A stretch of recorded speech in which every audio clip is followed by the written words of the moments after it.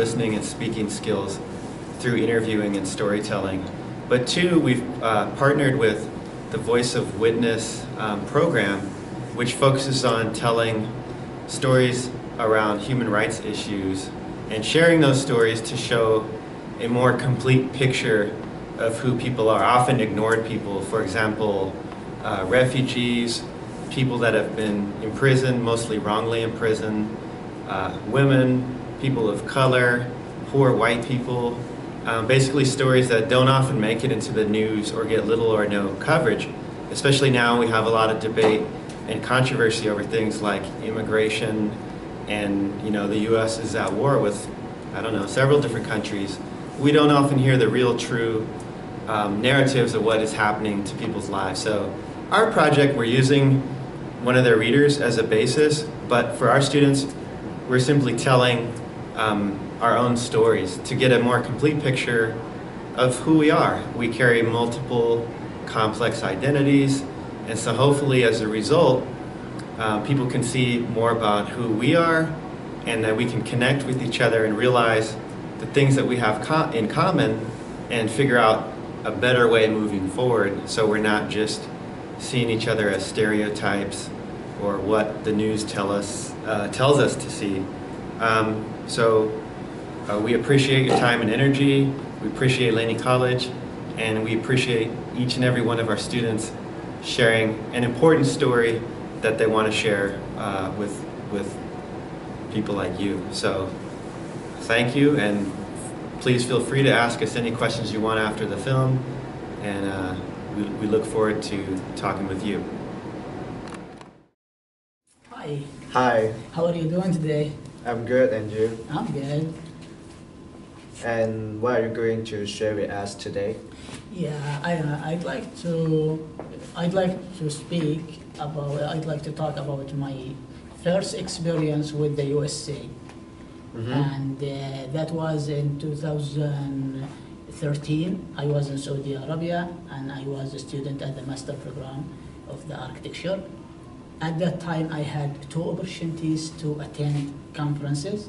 Yes. One of them, it was in Montgomery, and the other one was in the US. While I was applying for the visa, the war started in Yemen. There were around 10 countries that started fighting Yemen by air forces and a lot of things. So at that time, to get a visa to other country for Yemenis, it was really hard. So, Montgomery, it was a small country. Yes. And they don't have embassy in Saudi Arabia. They have embassy in Kuwait. So I had to send my application to Kuwait, and I surprised because I was disappointed. They gave me refuse. I thought that the reason because there is war in Yemen, and they afraid to people to get to be as refugees. So at that time I just had another choice, which to US. I was completely sure that if Montgomery refused me, and it's a small country, Yes. the US is gonna refuse my application too. Because it's a Because- big countries. Yeah, it's a big country, and here there are a lot of security and a lot of things going on. Yes. But fortunately, when I went to the embassy. I did the first interview. It was around just 4 minutes, and the lady told me, "Congratulations, you get the visa." I was really happy. I was really surprised how easy to get a visa to the US. Then, what did you feel when you get the American visa? I felt really happy. I have never felt like that way, because I didn't imagine they will accept me for that. It's easy to accept me, because before I went to the embassy, I was really sure they will reject it. And one of my professor, he was the head of the department of the architecture. He's Saudian, and he had a diplomatic passport, a red passport. And he Yes. did interview before me 1 month in the same embassy, and they reject him. And he was really surprised how they accept me. Yes, So that they was did. the first impression about the U.S. I like that because I feel there is justice. They don't. There is no races when they do the interview. You're Yemeni or Saudians or whatever. They just see the people. So that point, it was give me, a good view about the U.S. people, the Americans, and the America system. So I like it. That was my first experience. And then, how did it take you to get a master degree? Master degree, the Yeah. program was for 4 years, and I finished it Uh-huh. by 3 years. And because I had excellent grades, and for that reason that I was qualified to get to attend conferences. Oh. And then, what's the first cities did you came here? I came to New York City. New York City. It was really good. It was a big challenge for me Mhm. because there is a completely different culture, completely different systems. When I got there, I arrived at 6-7 p.m. Mm-hmm. And because as I told you, we don't have trains, we don't have technology Yes. in back home or in Saudi Arabia. So I had a terrible time, to be honest with you, because I didn't know how to use train, how to use the GPS, Mhm. how it was really tough. Unless I was asking everyone how to get there, how to want there, how to use, because I just hold cash. So when I got the hotel, I post on Facebook. And fortunately, there was one friend of mine who lives in Albany, Mhm. around 300 kilometers. And when he saw my post, he called me right away. Oh, are you in New York? I told him yes. And he came over the next day, and we Mhm. hung out for 2 weeks. It was really amazing for me. It's because there is. I like it. So when I came back to Saudi Arabia and Yemen, to be honest with you, I can't stand it anymore. After I saw what's going on here, because it's like when you travel from this side of the world to other completely different side of the another world. And then, what made you come to California from New York? Because here in California, I had too many relatives. Oh, Yeah, it's yes. more than New York. Oh. New York. And here, I think New York, it's more. I think more. It's good for visitors. Yes. I think it's not. It's more stressful to live there. Oh, yes. But if you just have vacation or 1 week, 2 weeks, it's good. All right. All right, and now I'm gonna give you the floor, and I'll start off to ask you about your story. Yes. So, could you introduce yourself for us? My name is Wei Hao, and I came from China 6 months ago, and I'm 23 years old now. Mm-hmm. Yes. And today I'm going to share about my cat. Okay. My cat, and she is a Britain short-hair cat. When I got it, she was like a month old from my friend, and at that time, it was very thin and very small, just like a little monkey, and very ugly at the time. But when I look at it, I feel like I was like a father, that kind of feeling. I was a parent. And then I decide to raise it up. At the first month, it was really tough. It got sick, it has some problem in ears. And I have to give medicine to it every day inside its ears. And after 3 months, I fed it every day, and she sleep by my side and wake me up at the morning to let me to feed it, and it become heavier and prettier. And when I look at it grew up day by day, it was a kind of proud inside my heart, and I think I will never give it up. But unfortunately, after 3 months, the visas of America was confused, and there's 2 months left me to go to America, and I was really want to take her to American with me, but at this time the airplane I bought was not allow small animal. They took flight from Hong Kong, and they didn't accept small animals.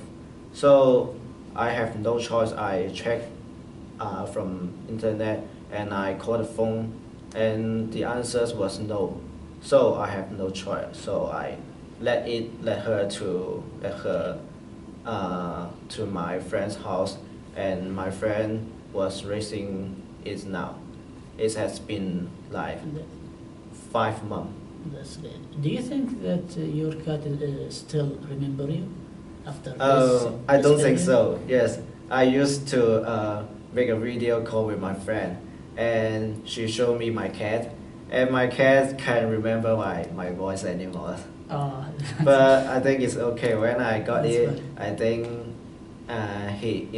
she will remember me again when she look at my face. so you said, so are you gonna visit her soon? Oh yes, of course. I'm going back to Hong Kong. I'm back to China to take her back here in May. Yes. In May? Yes, in May. Oh, that's good. So you said last time the airplane was didn't allow you to Oh, yes. make it. And So is there so- any plan this time? Yes, this time to I change the chose airplane? another airplane, and I make sure everything is okay. Oh, that's good. Yes. Okay, thank you for sharing this story. Thank you. Nice to talk with you today. All right. Today I want to share about my story. How can we move to Chicago, Illinois, from Chicago, Illinois to Bay Area, which is Oakland, downtown. Okay. So first, I and my family came to the United States. We were in Chicago. They were very tricky weather. So there was windy, very cold weather and very humid. That was tricky for us. So one time we visited to my friend's home. They invited my family. So we came here and we enjoyed with weather. There was very warm and very nice weather in Bay Area, which is located in the San Leandro. San Leandro is very good place to live. So my friend suggested for us, you can move to Bay Area. That's a good living space to Bay Area. So that's why we discussed to move here. Then we moved to Oakland downtown. That's a good place to live. We have 3 reasons to live here in the Bay Area. The first one is very mixed immigrants living here. So any discrimination we don't have here. So I think that's a good reason to live here. And second one is the weather is cool. Weather is cool which means I never cold here. My daughter and my family they didn't cold here. Okay, so The third reason is we have a lot of opportunities here. Opportunities, which is job and scholarship and educational opportunities. I drive Uber for now, so I manage my working time and yeah, everything. I own my boss. So job. If I get good grade, so I will take scholarship and financial aid something. Yeah, Okay. I will take that. So how long have you lived in Chicago? Yeah, I lived there 3 months. So Is a hard time for you in Chicago? oh, the first time it's new place to live Yeah. there. It's very hard to live. The first one's weather, and we lived there without our parents and very far away our home country. Yes. So we was devastated. It's Okay. very difficult first Right. time. But after that, yeah, after we came to the Bay Area, it's very good to live there. What do you feel in the Oakland now? Yeah. People said it's stereotypical. People said it's very dangerous city to live in Auckland. Yeah. But at night times, absolutely, it's very tricky to outside. So we didn't go outside at night. Yeah. So yeah, daytime is okay for Auckland. And do you have any questions? So now you was a Google driver. How do you feel your job? Uber driver? Yes. Yes, I feel it's very good experience to speak in English. Yeah. Yes. Yeah, I am starting set my English experience to drive at Uber. I think this is a good way to communication with each other. Yes, absolutely. Our customers are asking me any interesting questions from me. So yeah, it's very good experience. Yeah, I started to talk about my customers, and I enjoy my job now. Yeah. Thank you. I'm stay here today to share about my story in my life. That's my big challenges in my life. When I was 18 years old, I came to the U.S. This is my second time I studied in the U.S. and it was so a difficult process. When I was 17 years old, I got a student visa to study in the Houston, Texas. That was my first time to live far from my parents, have a new life in another country. Maybe I think I was so young to restart live by myself. I have a lot of difficult when I left my country. The new life in another country it made me so confused and nervous about.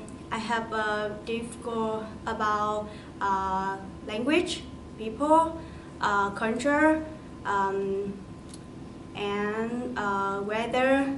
Everything is new for me, and I really stressful. I called my parents and I say I wanted to come back home because I can't live here. And you know, every parent worry about their children. They really love their children. So my parents too, they agreed to me to come back home. How do you feel after you come back to your country? So it's really hard to come back to my country. I have to quit my study in the United States and come back, And you know, my parents have a little bit disappointed me, and how my all my members in my family, they feel disappointed about me. And when I come back, I had a depression about 1 month. But my parents tried to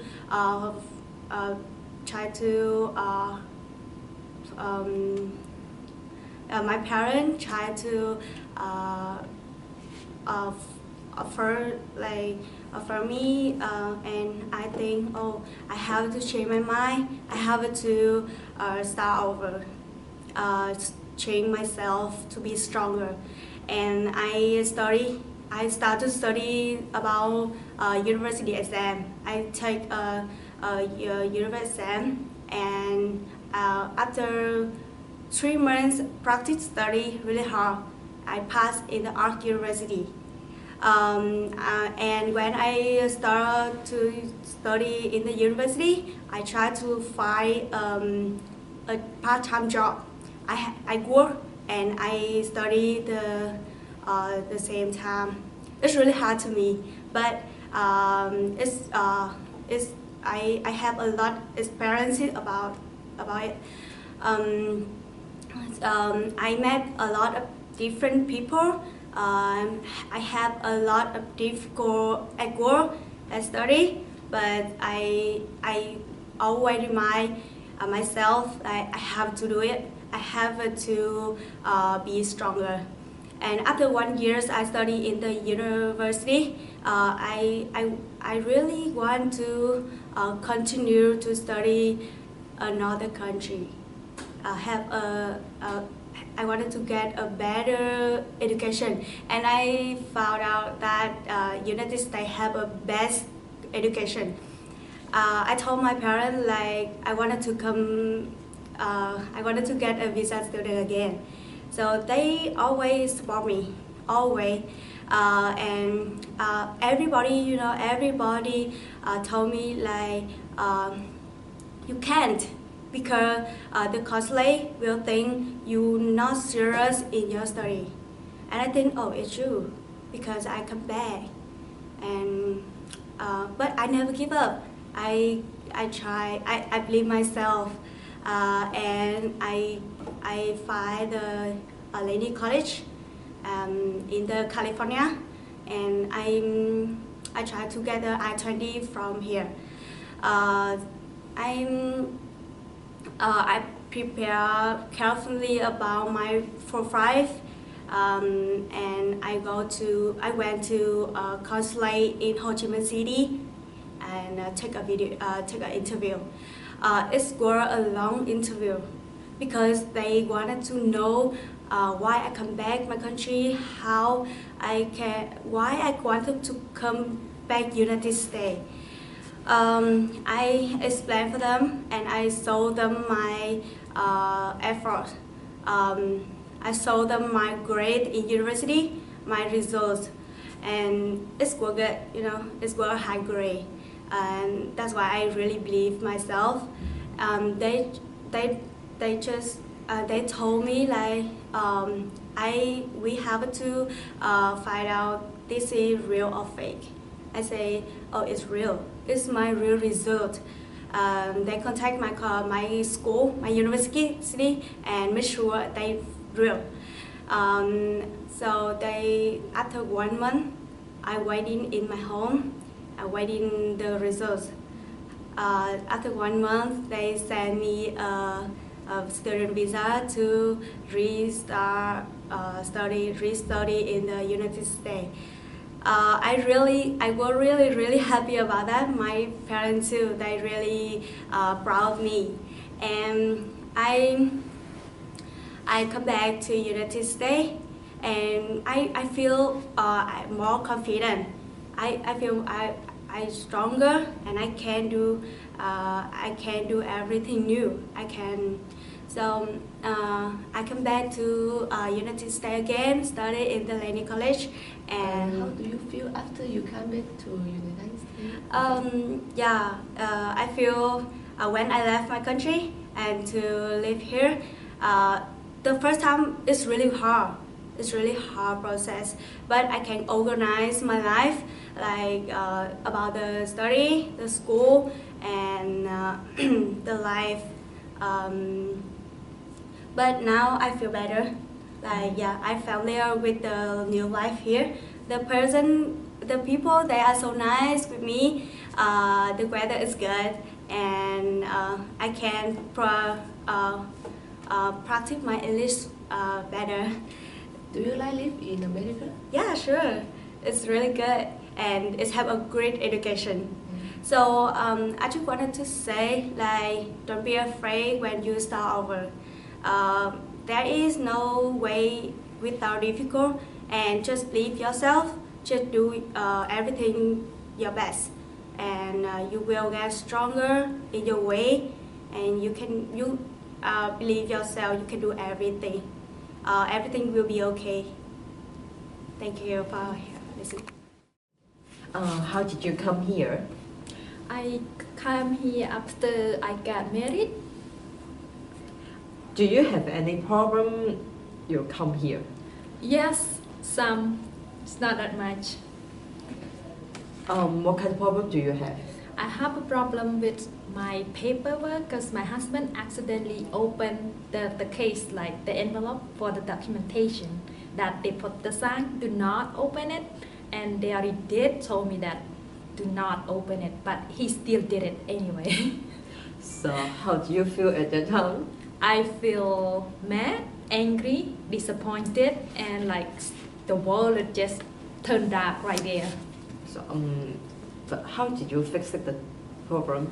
Oh, after that, right after we make several phone calls to Phnom Penh, and then one of my uncle told me that he get a good news and a bad news, and then he asked me what news that you want to hear first. I say it doesn't matter, it will be here anyways.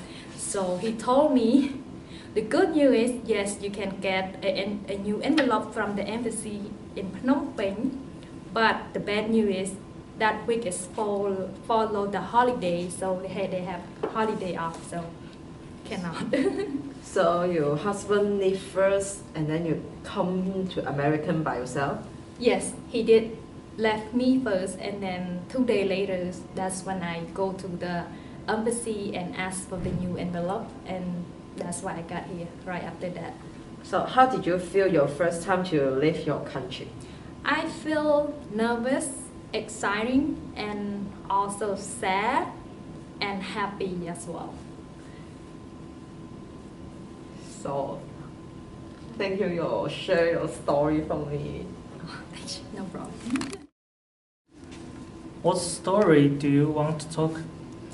I want to talk about my first job experience in my home country.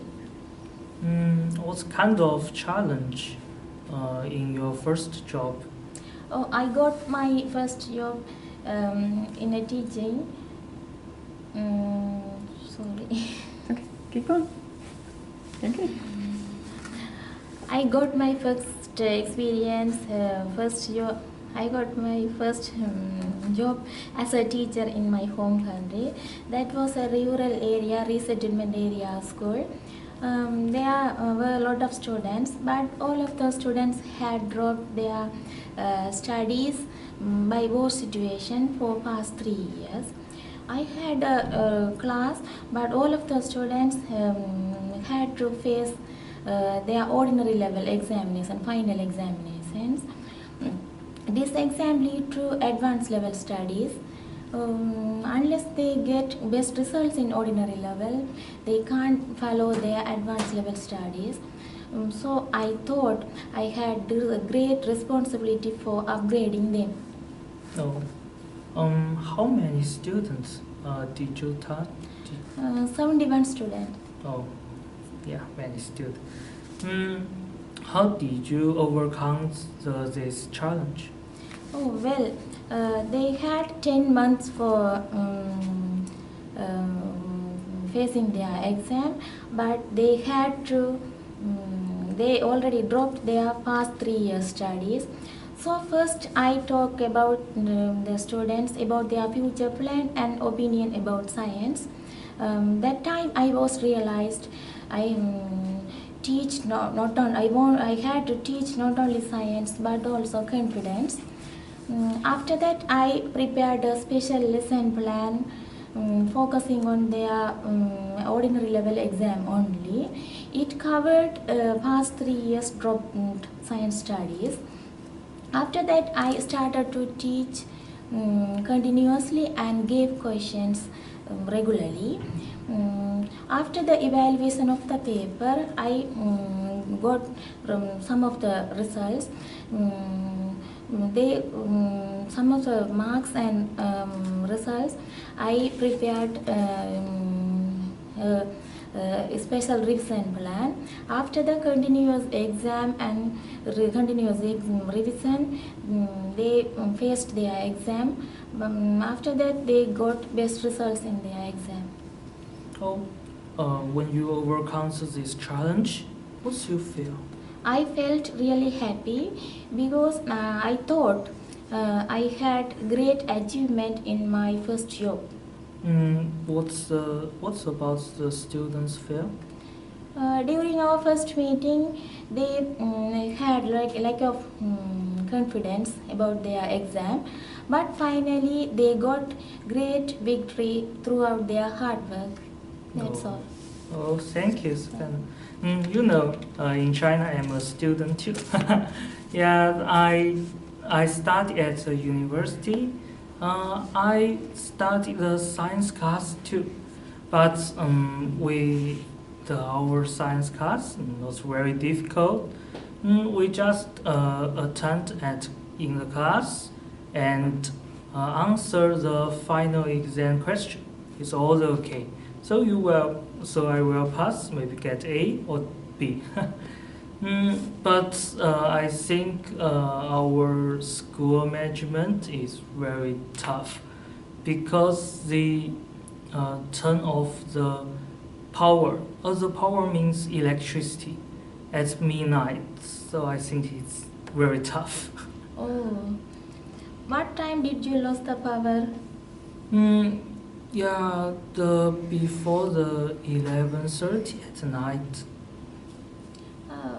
Why did the management turn off the power?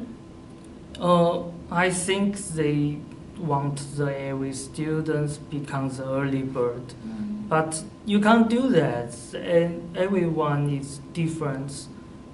Yeah, they turn off the power at 11:30 at night, and they turn on the power at 5:30 at morning. It's very morning, right? Oh, yes. What did you feel when you lost the power? I feel terrible.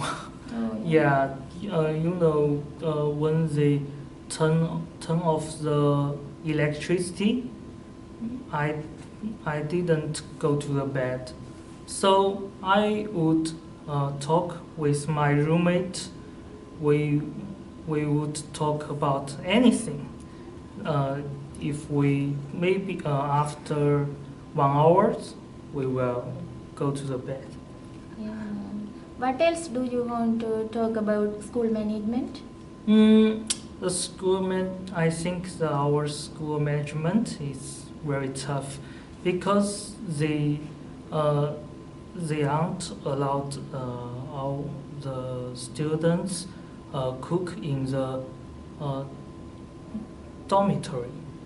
Yeah, so if I in the dormitory, I feel hungry. I just ate some cookie. I can't cook anything, even the noodles. Yeah, I can't do that.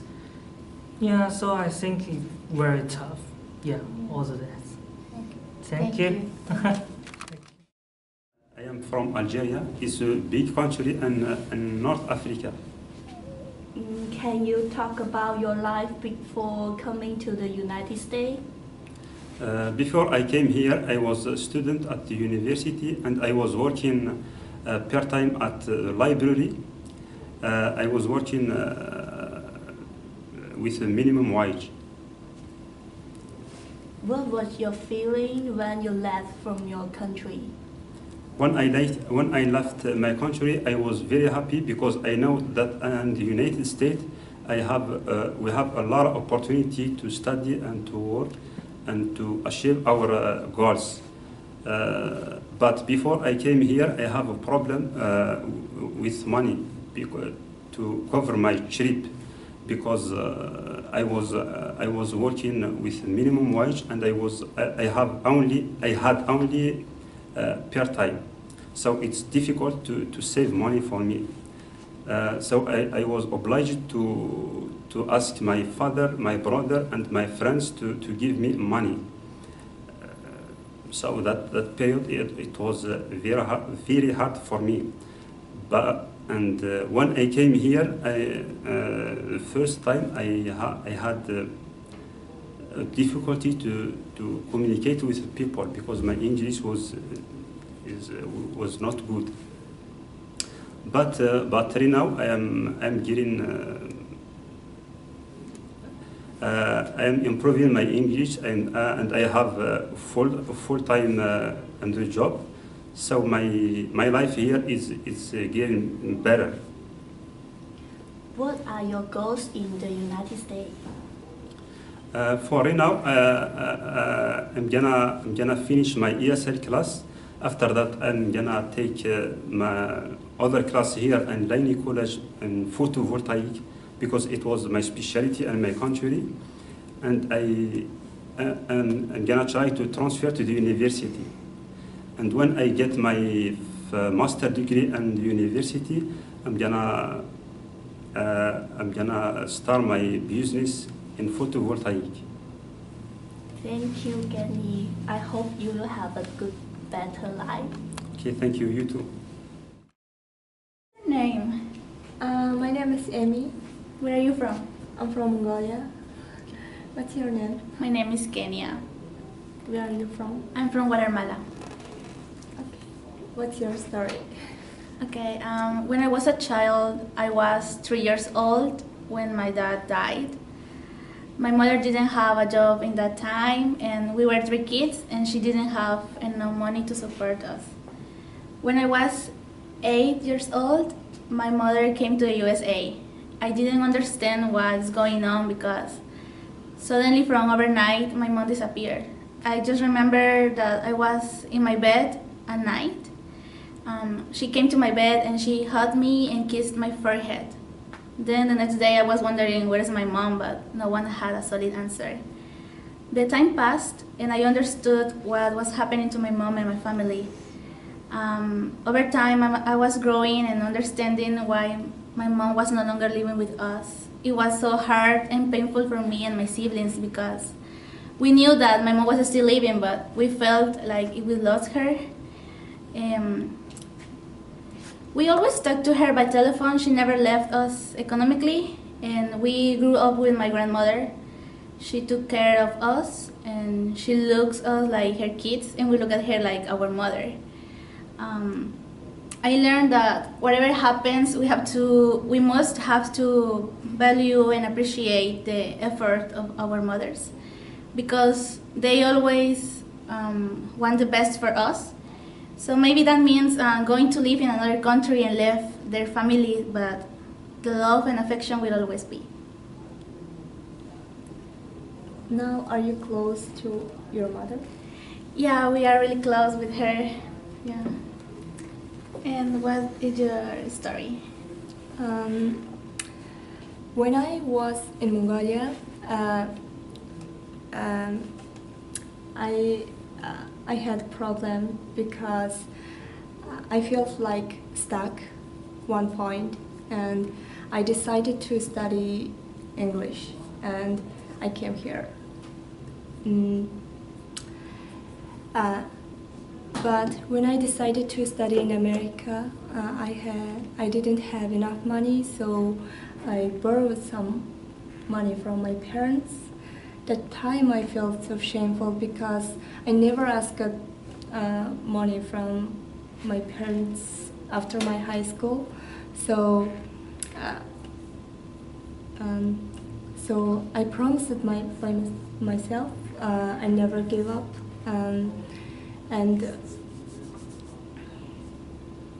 And first time I came here, that was very hard because my English was not good, and I don't know I don't have any friends and any familiar in here, but now I'm getting better day by day. How did you decide to study here in the USA? Because I had a job and I had everything, but I felt something empty, like something wrong. So I decided to improve and challenge myself. And how do you feel now that you lend money from your parents? Still shameful, but I'm gonna pay. Thank you so much for sharing your story with me. Thank you. Where are you from? Oh, I'm from Hong Kong. I'm retired. I came to U.S. with my family, supported by my sister in 2010. When I settled down, I need to take a few months to get used to the U.S. culture. And the U.S. is an English-speaking country. Most of the people are speaking English. And I need to communicate with people in English.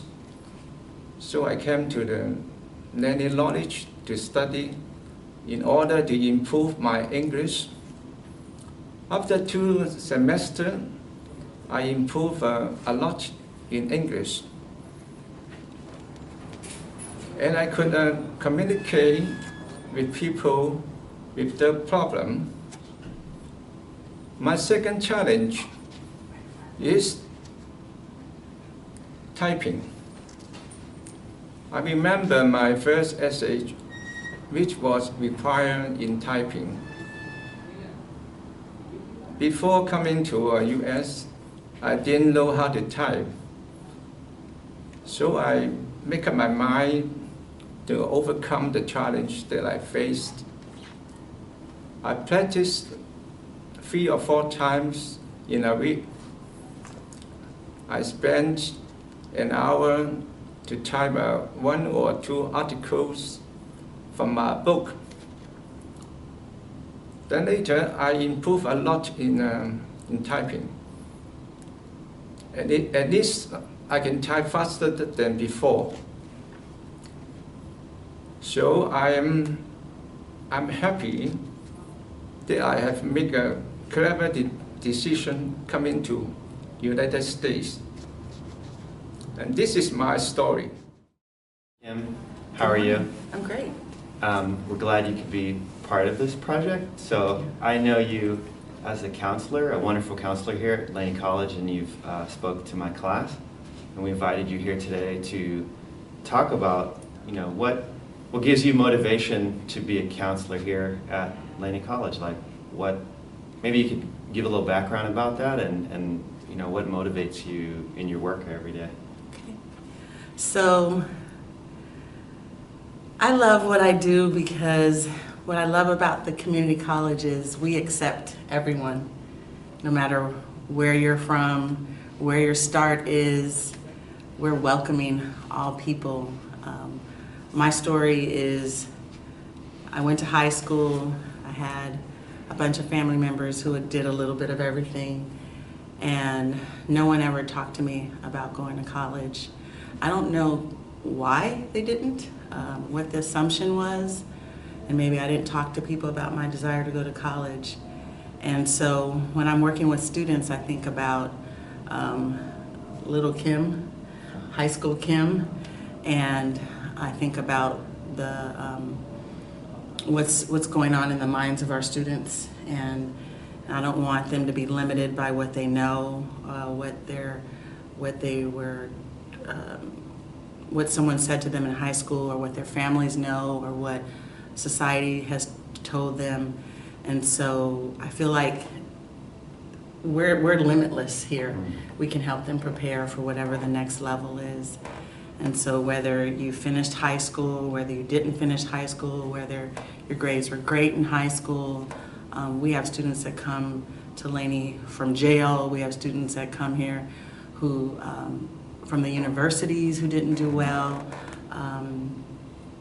People who have spent their entire lives raising children, and now they want to come to college. Students who are 15, students who are 35, students who are 60. And so I went to community college after high school with the intent to transfer out of California. And some people thought, why would you want to do that?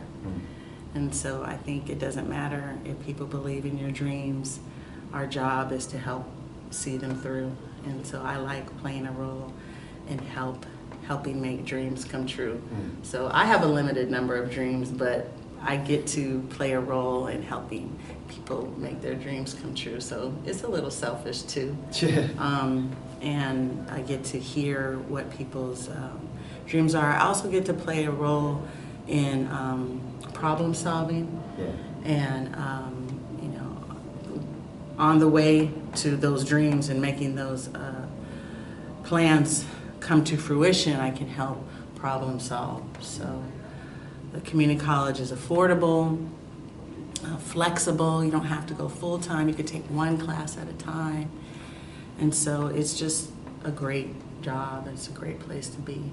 Was there a particular point that made you want to become, especially a counselor? Like, was there something that had happened in school or before that? Like you mentioned, you didn't know much about college before going, but was there something that kind of steered you in that direction? Yes, I actually didn't set out to be a counselor. I set out to be a therapist. A therapist and a college counselor are cousins, but they're not the same. I was in graduate school to be a therapist, and one of my internships was at a community college. And I set out, I wanted to work with athletes. I knew historically that people of color and men especially didn't go to therapy, so I was going to be, my vision then was to be a therapist, and I have a specialization in sports psychology.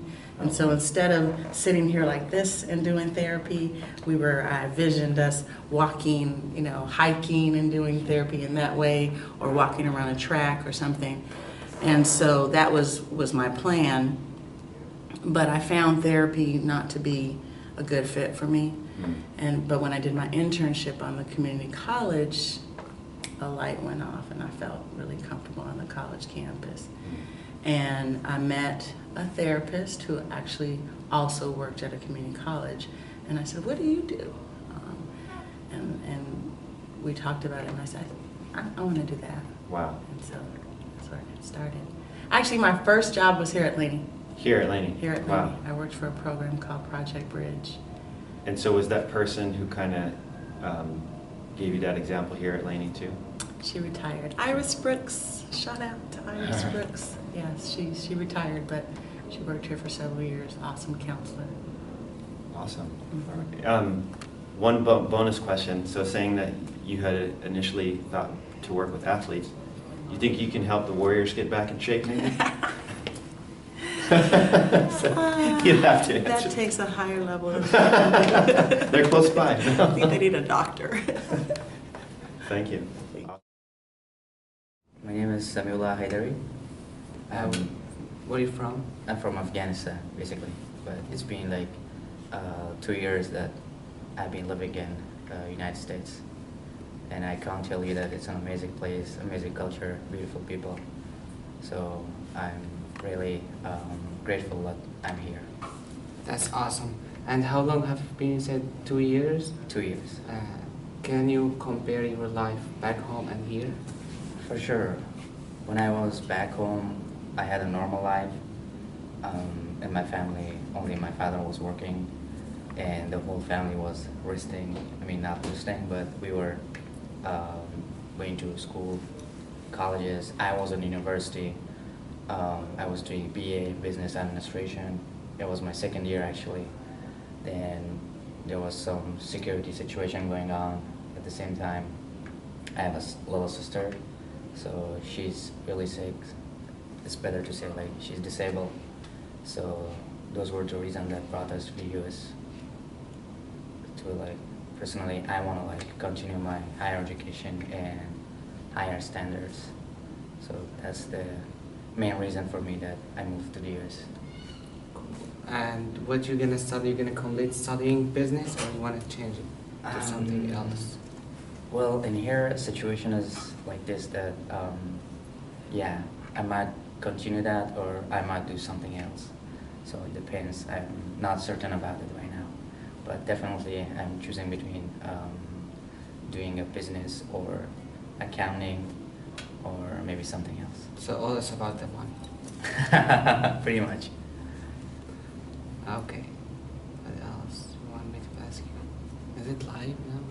What else? Tell me more about yourself. About myself? Well, I'm a calm person. I like spending my my time, my days off, hanging out with my friends, my family. Same time, I like to study a little bit because I have a full-time job here. At the same time, I have 2 classes, so I have to catch up with them. So yeah, that's cool. all. What your job is? So right now I'm working in Blue Bottle as a barista. It's been there. I've been there for 1 year and 9 or 10 months, and it's an amazing place. You have been there, right? Yeah. It's so busy, so it's a good opportunity for me to interact with people, to get knowing, and it also like helps me to learn a lot of new things. At the same time, we get a lot of new people, so it's also another opportunity for me to work with them, to train them, and it gives me a feeling kind of like I'm senior now, so I feel very enjoyable. That's cool. That's cool. All right, my turn. Go ahead. So I wanna make it brief. So tell me about yourself. Like, how did you come here, and why did you come here, and how do you compare your life for right now in Syria, back Syria, because there's some war going on, and your life here in the U.S. Well, when I left Syria, I was just 18 years old, so I really like haven't lived a lot of years in my own country, but I traveled from Syria to Egypt. It's like 5 years ago, 6 years, almost 6 years ago. 6 years ago. In Egypt, it was hard for us at the beginning because nobody was helping us. I started working from my first week in the country, and then after we kind of know the country, know how it's going there. I started studying media. I had really good community there. I worked in acting in theater, so it was like really good experience there. Okay. And I met a lot of people. That's nice. Yeah. When I came here, I came by UN. They called us. They said there's opportunity to travel to US, and we thought about it, and we decided to came here because the future in Egypt wasn't clear. We came here in December 2016, December. 15 months ago. 15 months ago, not too long. Yeah, and in 2 months started working as a dishwasher Oh, wow. Yeah. In Egypt? No, here. Oh, here. Okay. I worked one day and then I worked at Blue Bottle Coffee Company as a barista. And I really like enjoying living here. It's really like the thing that I don't like it, the rush in the US. It's like you don't have any time to do Yeah. anything. Yeah, that's right. Like just working, studying. Studying. That's That's it. it. But it's like really good life, good people. Do you enjoy it? Yeah. Yeah. So, do you have any plans for your future? Because since America is known as a land of opportunity. Yeah. Well, I'm gonna study media also, and like my dream is to be in Hollywood one day. That's a Maybe. big dream. Yeah. My American dream. To American be dream. in Hollywood. Okay. Yeah, like acting with Johnny Depp. Johnny Depp? Yeah, and tell him what he should do. Oh, okay. So you want to be his senior? Okay. Maybe. One day. So that's it. Yeah. Oh, I see. All right, that's it for me. Good to know. I am from Mexico. How long have you been here? I've been here for a couple of years. Can you start with your story? Yes. Well, when I came to the United States, I didn't speak English, so I was feeling like a little bit stressed, or how do you say? Lost man? Yeah. So when I came here, I started working full time in a company. But after this company closed, I lost my job, and I wasn't able to go to find another job because I didn't speak English. So it was hard for me. And after that, I was like, I need to find a way to go and ask for a job. So the only way that I found was like memorize a phrase that was that, "Are you guys hiring?" And then after that, I just go and look for signs that has a help wanted, and then start from asking that phrase that I memorized. Then I found a job. I found a place where nobody was there who speak any other language than English. So I just walk in and then ask for an application, fill it out, and just I got hired. I was feeling a little bit bad because I wouldn't able to understand English from my supervisors and coworkers. But at the same time, I start listening to them every day, and then start putting words on my mind and making a long sentences. And after that, I decide, okay, I need to learn more English. So I enroll in ESL program to learn more English. And then from that situation, I was feeling like I was in a room with a big window and a door, but the door was locked. So I can see what's going on through the window, but I cannot open the door. So there are so many keys, and then I need to find a key to see which one opens the door, and then I can go outside and find more opportunities. How did you feel when you stayed alone at work? I was feeling frustrated because I wasn't able to ask a question to my supervisor, and I was feeling so bad without speaking English. And how did you overcome that challenge?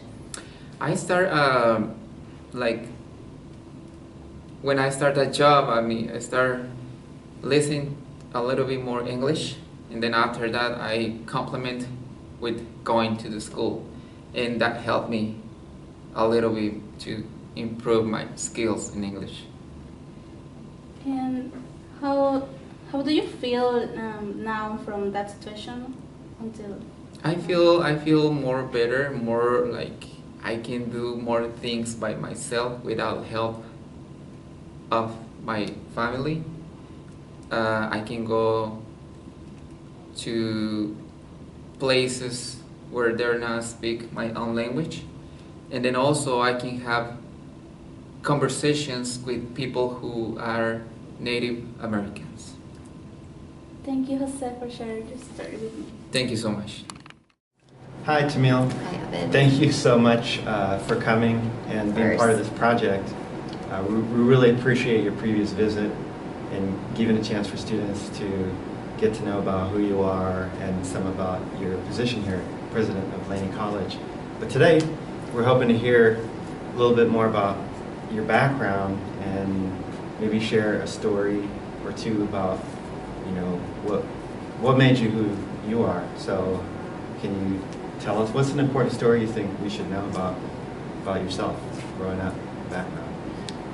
So I think probably the most important story, well, first of all, let me just say thank you. Yeah. You know, honestly, like I really enjoy coming to the class and communicating with the students, and I think they ask really thoughtful questions, and it was just good to be connected in that way. And so I really appreciated the environment in your classroom. So I wanted to say thanks for letting me invade your space a little bit and be included. Well, thank you. Was And really we cool. had met previously at Contra Costa College, so it was really easy to, you always had a good vibe, so it made it really easy to ask you. Thank you. Thank you.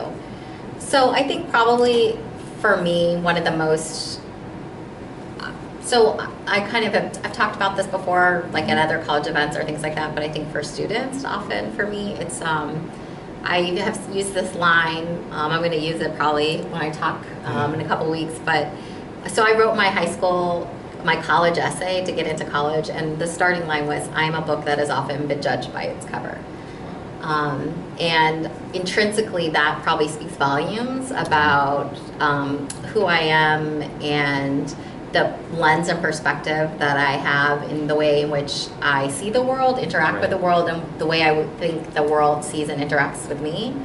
And part of it has been a defense mechanism in a lot of ways. And then in high school when I was graduating at the same time, it was probably, I've had some times in my life that have been pretty helped shaped who I am. But my quote in the yearbook was about the Atticus Finch, like the scout from To Kill a Mockingbird, saying, you know, Atticus always says you don't understand people unless you walk around in their shoes a bit. I'm terribly chopping up, but that's the gist of the thing. So I think I've had this heart and perspective for recognizing that people are much deeper than what they look like on the outside, and that it takes a lot of time and energy to go past that, to think about it. So I'm one of 7 children. I'm adopted from Korea. My parents are both Caucasian, and they had 2 natural sons that were born, and then when they could no longer have children, they decided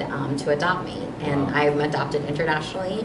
I don't have a real birthday. I don't know where I was born. I was like abandoned in an orphanage and sort of lived in Korea the first couple of years of my life, and I'm a little scared about 23andMe and something like that I'll like look at it and find out that I am totally something different. But my whole life has been an experience of people, what are you? I've been asked that by more people than I can, and I've always been in a defensive stance, like depending on who's asking me, it's a very like outer thing, like what are you? Well, like human, like right. you know. Why are you asking me this? Why are you asking me this? But I also understand the context for culture, right? So in the API community, especially, there is a lot around family and culture and heritage and like really kind of owning that space and wanting to be proud. So the second follow-up question would always be, depending on the race or ethnicity of the person who was asking me, would be like either a denial of, no way you're Korean, you're totally something else, right? Right. Or it would be, well, do you speak the language? Yeah. And then I would get a total reaction of like, how dare you not speak the language? And then I'd have to be like, I mean, and this is from store owners to like people on the street to, so this Right. really has been since a very young age all the way even to now. I mean, I Right. got it last week where like 3 or 4 college CEOs like didn't remember who I am and thought I was somebody else. They literally, I've met them before and they were calling me different names, and I feel very, oftentimes very, very invisible in spaces. And so, so I say to tell the story about like I am a book that has often been judged by my, you know, cover, and I wrote in my essay, and I still believe that today. Everything I do, the way I try to treat people, you know, everybody has room for improvement. You know, the way I try to approach this work in community colleges or the work jointly with you and other things is to ensure that like people's stories are illuminated in different ways, right? That we tell this incredible story about the students that we serve here, that we are not allowed to just paint over who people are intrinsically. And so I at least try to approach that, and I hope that people, you know, will afford me the same sort of thing. So I think that's been really defining for me is, you know, when I became a college president, people, and I shared this at the College Flex Day, you know, people were like, you're not the president. No way are you the president. Right. You know, a lot of like, and so I often feel in the space of like having to kind of prove myself, and I feel like it's similar with our students oftentimes, right? Like we very have a deficit-minded outlook. We're teachers too. Yeah, exactly. You're the teacher? What? Exactly. But we have a kind of this like often like quizzical, you know, so, and sometimes I should be excited about it, right? I look young, so, you know, good face cream, you know, like good jeans, like those kind of things. But I think I want for our students to know that I see them, and I don't take for granted that the deep stories and their experiences have been brought here, and like we may not always be able to like illuminate it in the industrial complex of education in a college, but I really have a very big passion for making sure that like I'm staying connected to that when I like try to help lead the institution. So well, I can see too when people are asking you that, because you know, may not believe it, people ask me sometimes that same question, what are you? I see my hair, or you know, different ways that I might talk or interact with people. And I always say I'm from the Bay Area. But is there a part too of people, because I find like if you say I'm this or I'm that, it's like they want to judge you then and figure out how to treat you and or like pigeonhole you. So do you feel, because what I'm hearing in your story is like when people can't pigeonhole you, maybe there's a power in that too. Interesting. Because they, you know, then they don't quite know, based on this American script of racial attitudes or gender, etc., like how to treat somebody, which really, you know, there's so much wrong with it. I mean, do you feel like there's a power in that too? Like you're saying about maybe kind of the frustration or awkwardness, but do you feel like you had mentioned in seeing students, is there also a kind of like power in that, people just not knowing? I think I've grown into maybe the space just because of like this consistent experience. I've been going through a little period now with sort of some experiences with like supposedly CEOs at the same level who I feel are very, I feel kind of demeaning in the sense like really like it doesn't take that long to kind of recognize and remember somebody. And I get it, like I have a hard time doing that. So, but I think that there is a power in space, and I think part of it for me is another, you know, example of this is I really believe intrinsically like you come to the work, you have passion, like and there isn't a cookie cutter model for like what a professor should look like, right? And I think that there are very old school vibes about like what a college president should look like, how they should dress, how they should talk, their vernacular. So I have a very Bay Area vernacular, right? I like say things, I think I use a lot of slang. I kind of, you know, weave in and out, like I think in terms of my language and maybe my reactions to things that don't feel very presidential. I don't dress to some people's ideas very presidential.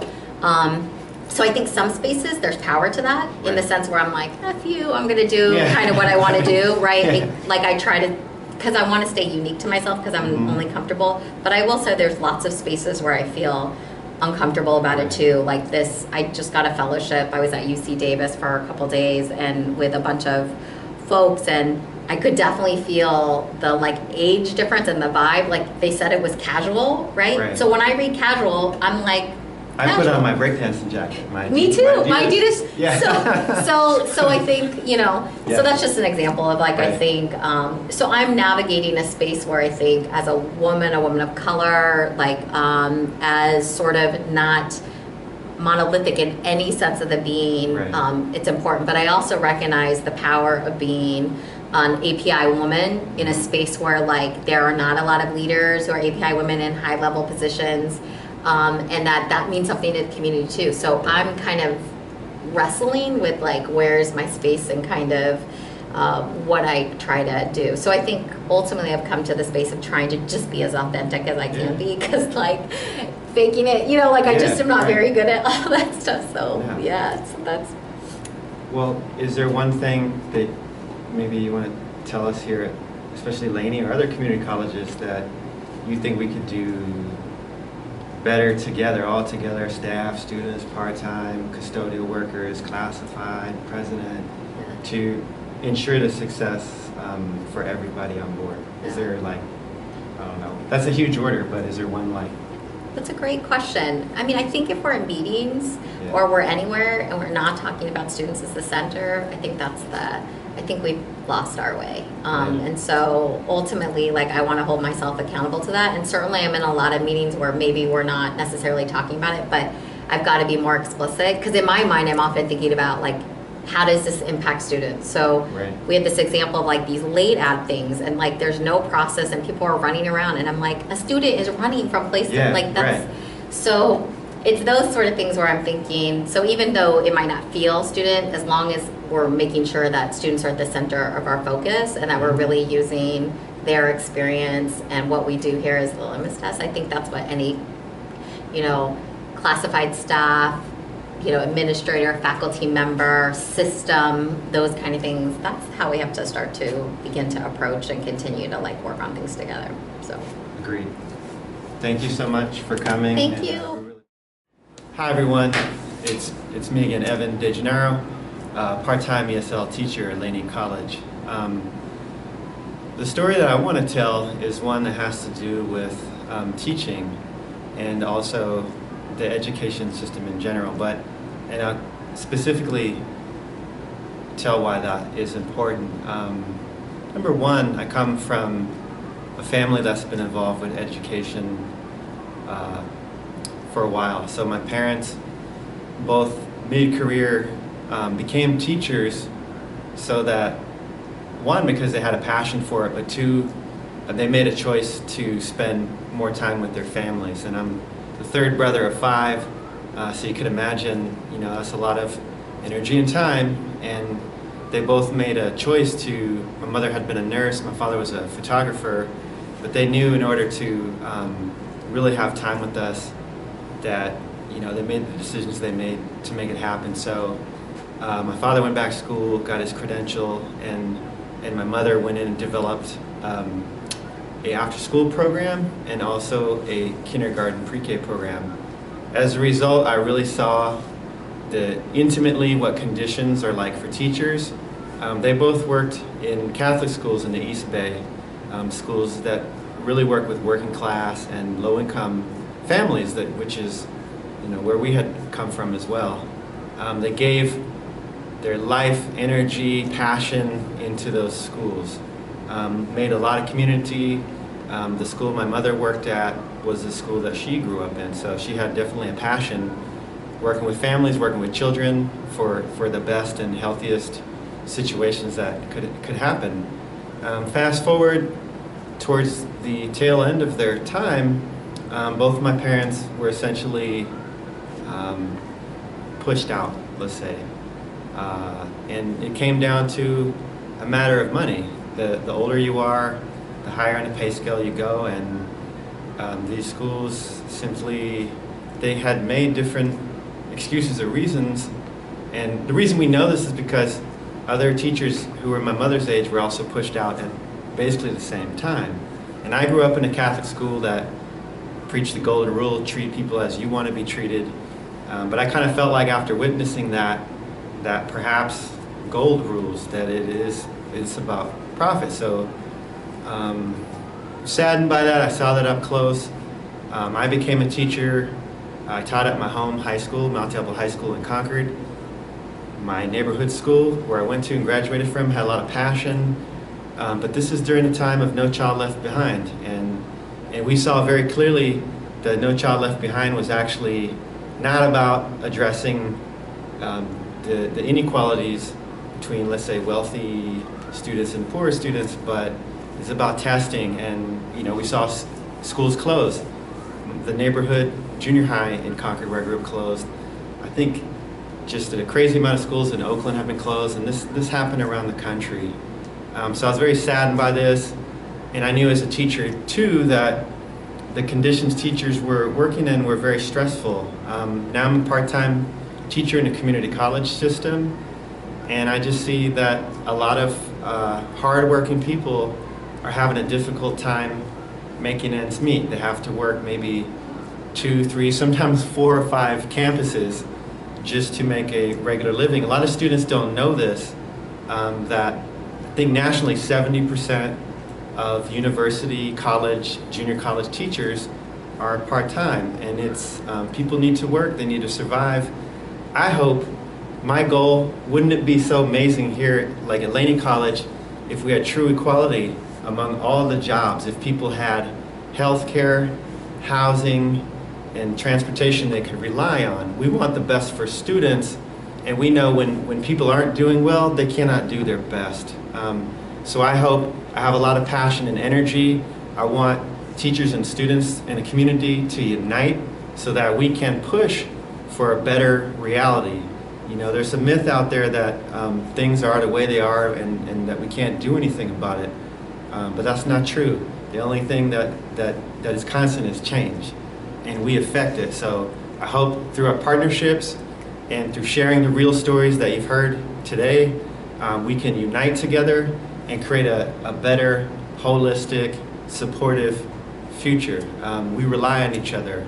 I know if my students were here, I don't have a job. The crackdown on immigration has reduced the amount of ESL classes, plain and simple. So immigration affects me. I was just at a teachers union conference this past weekend, and thousands of people in the room said, hey, the borders, we don't want the borders. The borders are for those who have wealth and want to control the populations. International workers, we need to unite. If you want to know more on Unite, come talk to me, and let's get ready also to support International Workers' Day, May 1st. Love to see you out there. My name is Evan DeGennaro. Thank you for listening.